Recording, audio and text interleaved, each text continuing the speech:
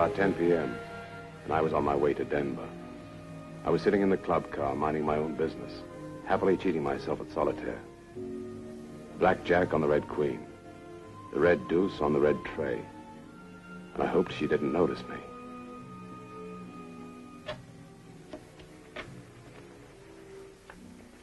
Wasn't there something wrong with that column, Michael? Hello, Agnes. I didn't know you were on the train. I'm with my husband, Frank Henshaw. His brother, Ned. Do you know them? No. I didn't even know you were married. A couple of years ago. I must have been out of the country. You probably were. I wasn't. You seem unhappy. I am. Now that I met you again, everything's going to be all right. Mike, we're all in trouble. Want to talk to you. The last time I talked to you, you forgot to tell me the roulette wheel was crooked. Oh, forget about that. That was a long time ago. Gin rummy? 25 cents a point. Go ahead, cut the deal.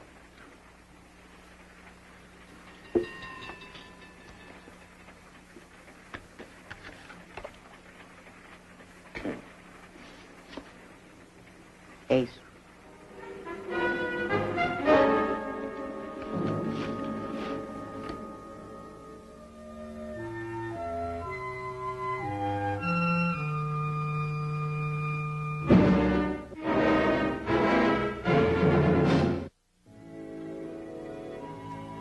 I love trains, ships, and planes, except for one thing. You can't get off them when you want to. Agnes and I had been playing gin for about half an hour when her husband and brother-in-law joined us. Frank, brother Ned. Well, I didn't know you knew my wife, Lanyard. It was a long time ago. I've heard about you. From Agnes? No, she's never mentioned your name, have you? No. She mentioned your name to me. She said you live by your wits. I do. Doesn't everybody? Who has any wits to live by? Oh, don't pay any attention to Ned. That's how he is. Obviously. Could I talk to you? I'm here. Well, I mean, let's talk in private in our drawing room. How far is it? 3 cars ahead. That's too far. If we must talk, let's go to my room. It's in the next car. Oh, it's a family conference, huh? All right, come on. The Henshaws told me their terrible problem. Their father, who lived in Denver, had just died. He was worth a fortune. They wanted it. It sounded almost too simple. There's something here I don't quite understand. You mean your father died without leaving a will? Oh, no. He left a will. He left everything he had to the housekeeper, Mrs. Kimbo. A woman that had been taking care of him for 15 years. Oh, that's simple enough. What's the difficulty? Well, a will can be broken, you know. Definitely. Senility? Undue influence? The will wouldn't be worth the paper it was written on. Oh. You'd like to break the will, huh? I'm sorry, gentlemen. This isn't in my field. Let's forget it, huh? Wait a minute, Michael. You're not getting the whole story. The point is, we know Benjamin Henshaw had $250,000, but there isn't a cent left. Well, old Benjamin seems to have been quite a spendthrift. Well, my father never spent a nickel unless he got value received. Until I was 16, my allowance was 25 cents a week. But not that he was a miser, he wasn't. But when he died, he must have had every penny he ever made, plus interest. I wonder if you Henshaws could be a little clearer about what's on your minds.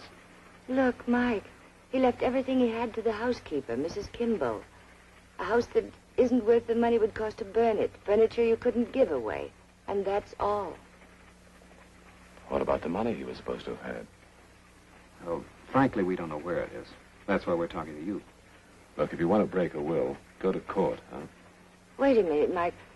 We're only interested in the money. The old dame can have what's left. My father took his money out in dribbles.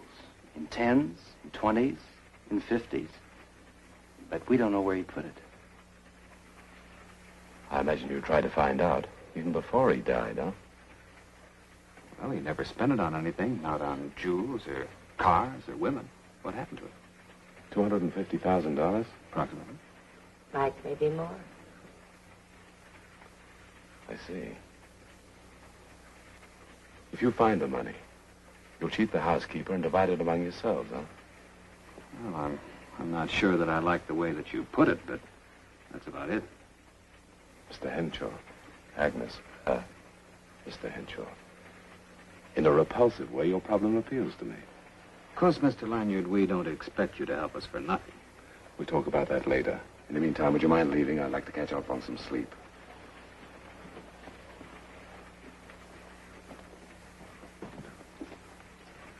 Agnes. I knew that the Henshaw group didn't need my help, but I felt that Mrs. Kimbo might. I was going to check their story as soon as I arrived in. I went directly to the bank in Denver the next day. Without arousing too much curiosity, I asked some questions. I learned a great deal. I learned that old Benjamin Henshaw had, quietly over the years, withdrawn at least $250,000. And that no withdrawal was ever for more than $50. The bank manager told me he was a wonderful old man, and that his account had been closed just a few days before he died. I have never trusted Agnes, and I felt the same way about her husband and brother-in-law. My next visit was going to be with Mrs. Kimbo, because I had a hunch that she didn't know that perhaps she had inherited a fortune. It didn't take long to reach her house. It looked like she was moving. I took one look at her, and I knew I was on the right side.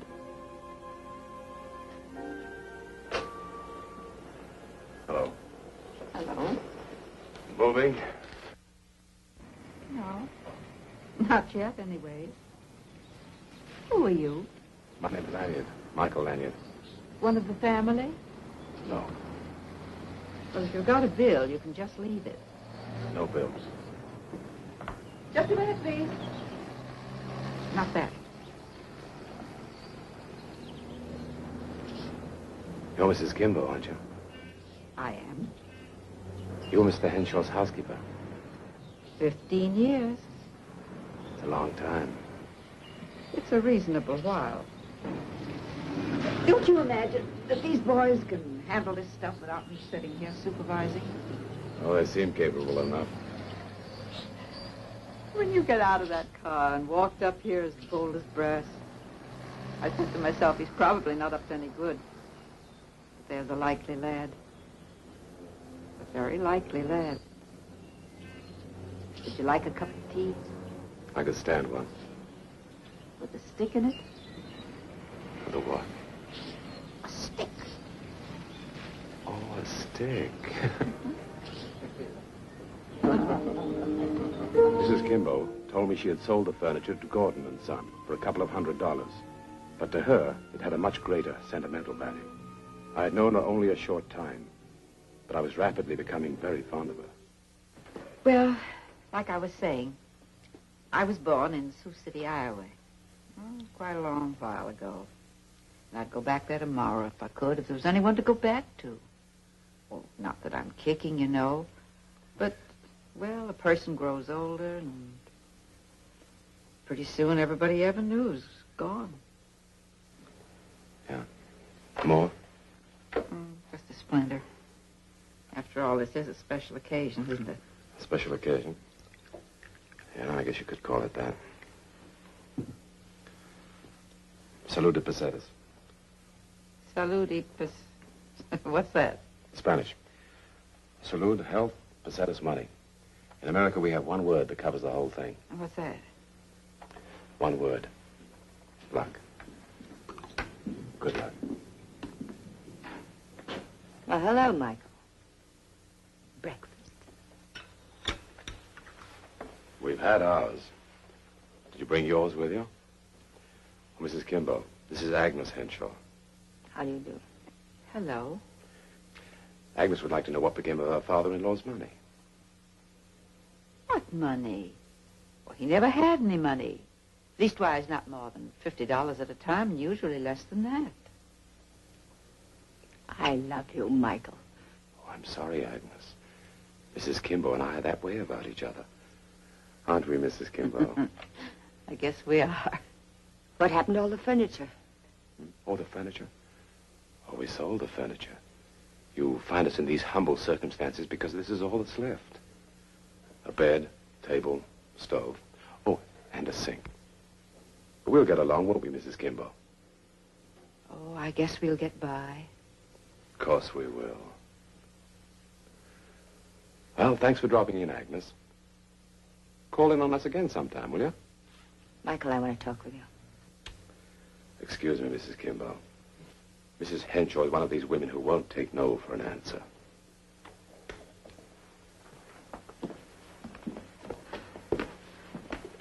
Not very amusing, Michael. You're not a very good audience, my sweet. $250,000 doesn't mean much either. Oh, but it does. You found it already. No. And you let the furniture get away. Mike, how'd you know one of the cushions wasn't stuffed with all that money? Is that where you think it is? Well, it could be, couldn't it? Possibly. It might just as possibly be buried in the backyard. She told you that? Mike, did she tell you that? It's sad, isn't it, an empty house? Sad and empty. You can tell where the furniture was placed by the marks on the floor. The sofa was over here. Michael, will you please answer me? Oh. Mrs. Kimbo kept a clean house. Will you please tell me what did that old fool do with the money? Did she tell you? Why don't you and your husband and your brother-in-law try digging in the backyard? Is it there? Did he bury it? Oh, Mike, don't be a fool. I've been many other things. Why not a fool? If you find that money, we can go away together. I'm not in love with Frank. He bores me. In a way, Agnes, you bore me, too. Oh, Michael, I need the money. It doesn't mean anything to you. Not particularly. I suppose it could mean something to Mrs. Kimbo. Well, well. What is this, a love scene? Or a double cross? I thought I told you to wait for me at the hotel. Frank, I had an idea. Well, I got an idea, too. Now get out of here. Now, that's for you, Lanyard.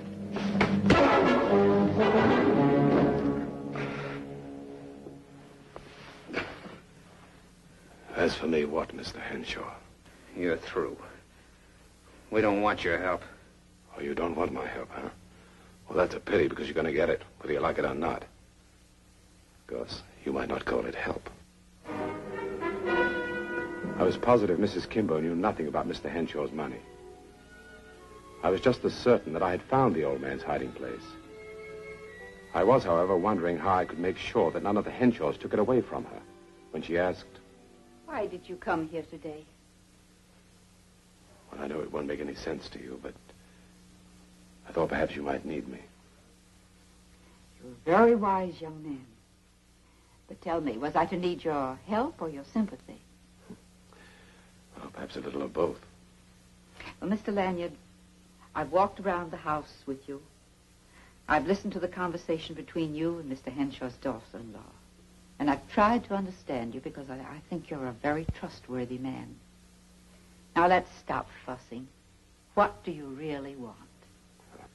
I'm glad you asked me. Tell me about Mr. Henshaw.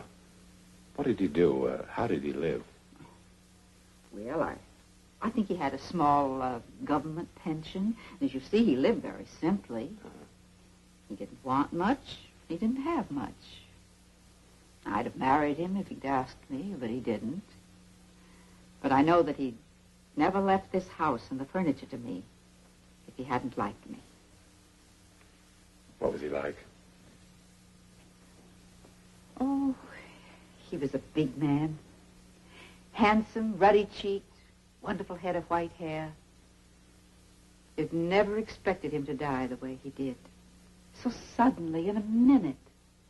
He was an active man, too. Around the house, I mean.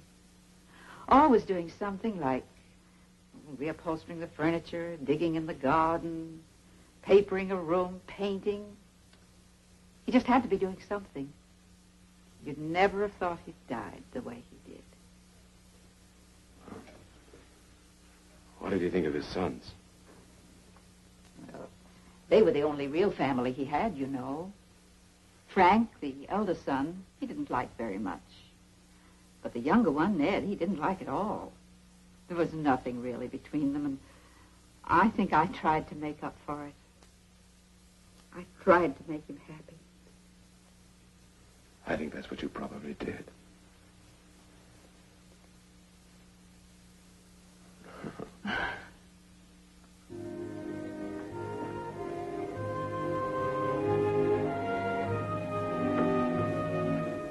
About 5 o'clock that afternoon, I took Mrs. Kimber to the store that had bought her furniture. The Henshaws had followed us. I expected that they would buy the furniture, and that it would take them a couple of days to tear each piece apart. Then, if I had figured correctly, Agnes, Frank, and Ned Henshaw would make a very serious mistake, and Mrs. Kimber would end up with the money. Well, of course, if we went over the whole place carefully, I could find everything that once belonged to us. But what's the use? You don't know? I suppose you're still hoping to find the money that he hid. That's about it. Well, either he was smarter than I thought he was, or there wasn't any money to hide. You may be right. Here are some people who think you're wrong.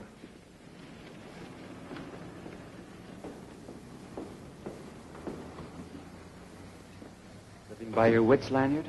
Now, where's the furniture you sold? Here, there, all around the place. Can you show us? Mrs. Kimber's feet are tired. Aren't they, Mrs. Kay? Yes, they are. We don't need her, Frank. I'd recognize every bit of Father's furniture. I'm sorry, but I'm afraid we're closing. Well, you can stay open while we buy back the entire contents of an 8-room house, can't you? You mean it? You want to buy all that furniture? All of it? That's right. But we won't keep you very long either. It's quite all right. I'll tell the manager. I'll get my sales book. We seem to be in the way, Mrs. Kay. Shall we go? Good hunting, friends. We're wise to you. You're not going to double-cross us. You were always smart, Agnes.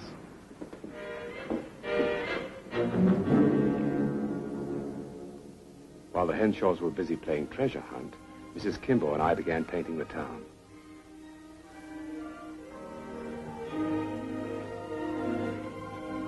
We dined together.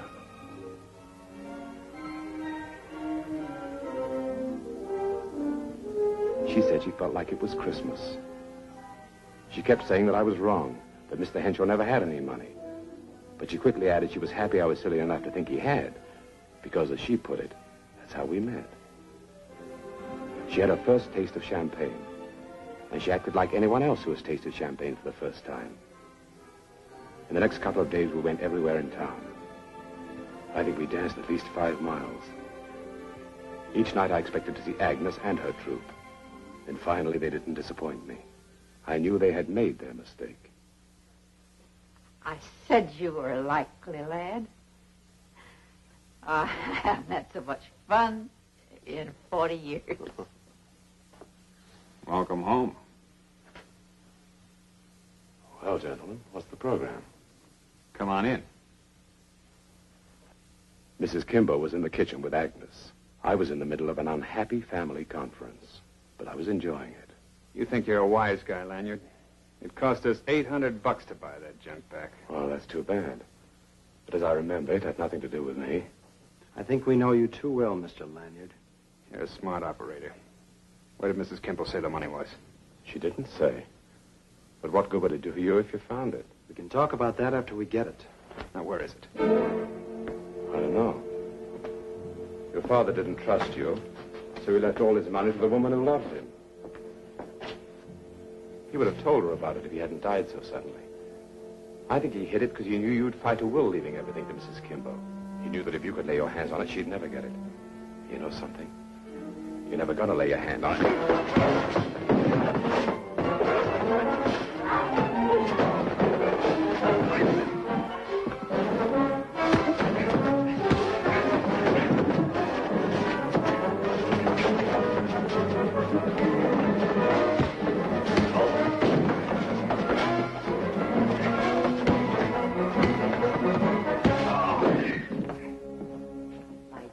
Brave men. Oh, Mr. Lanyard, are you all right?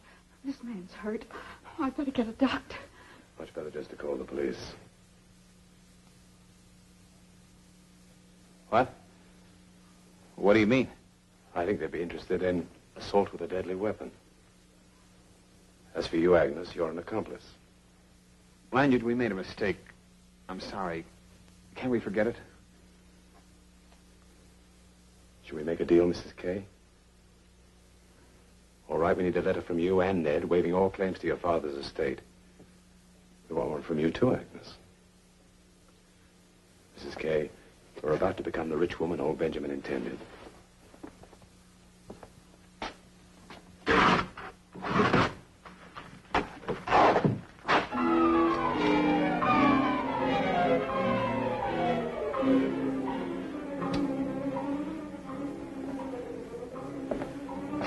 As a paper hanger, maybe old Henshaw didn't amount to much. But as a banker, he was the greatest paper hanger that ever lived.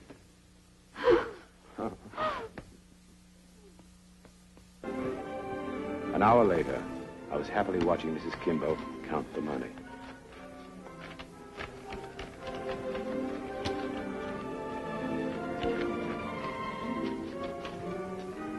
Another 1,000. It's true, isn't it? It's real. It's all mine. $250,000. Yeah, it's all yours.